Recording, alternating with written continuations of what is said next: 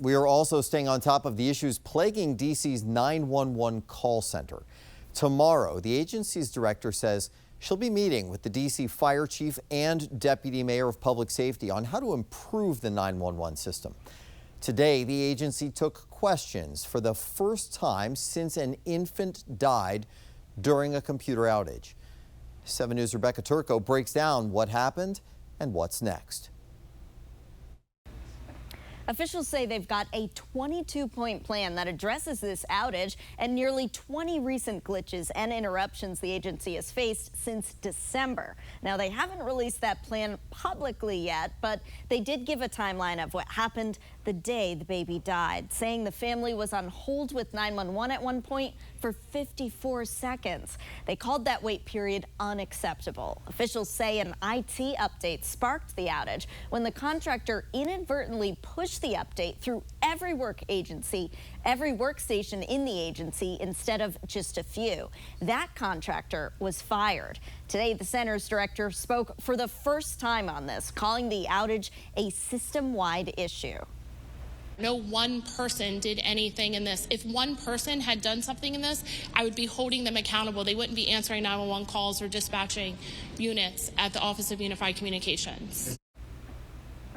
The director says they are addressing what happened there and that her meeting tomorrow with the deputy mayor will focus on how they can make the system better.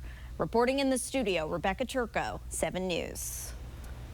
Now, this latest crisis at D.C.'s 911, a series of computer crashes, is giving the public another clear-eyed look at the troubled agency that has been unable to break free of problems that delay life-saving help to the D.C. community.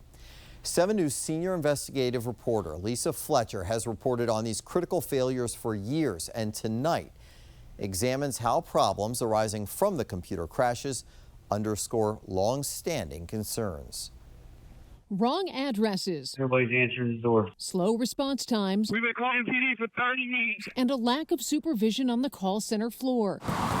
DC's Office of Unified Communications has a history of repeating errors with deadly consequences, well documented in multiple audits that cite systemic problems, a lack of transparency, and performance below national standards. Summer of 2022, 2 babies died in separate incidents. The agency refused to share information about either. An audit found the call taker logged the wrong address in one of the deaths.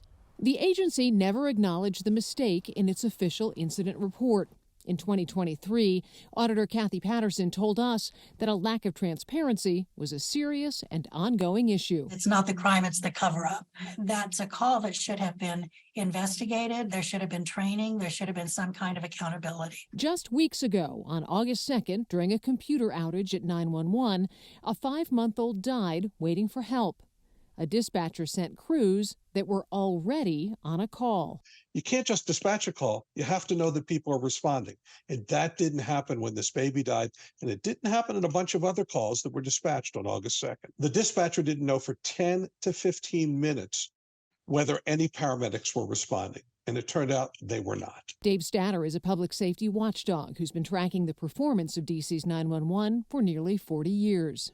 I would say right now, things are worse now than they've ever been. In the wake of the infant death and ongoing computer outage crisis, OUC Director Heather McGaffin went to Florida to speak at a conference on crisis management, invited by Karima Holmes, the previous D.C. director who oversaw the agency during the time period audits identified critical problems. Serious problems identified during Holmes that continued under McGaffin: short staffing.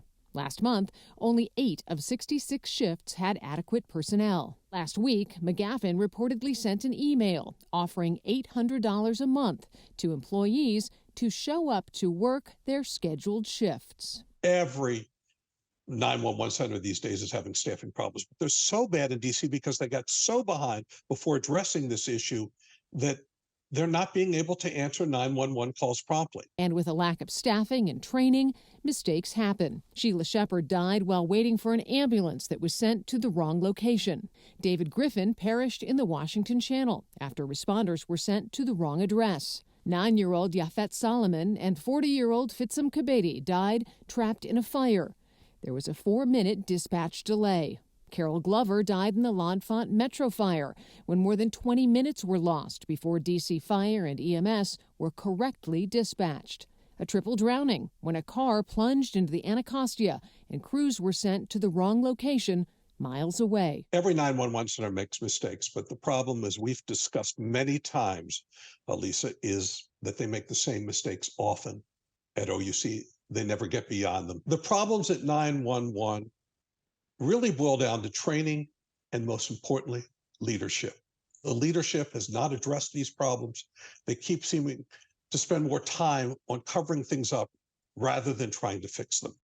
Last week, we requested an interview with OUC Director Heather McGaffin and got no response. Today, they held a press conference, but we were only allowed to ask limited questions, and she deflected when asked why members of the City Council were now questioning her ability to run the agency. To see all of my investigations on DC's 911 and OUC, go to WJLA.com. Lisa Fletcher, 7 News. Straight ahead.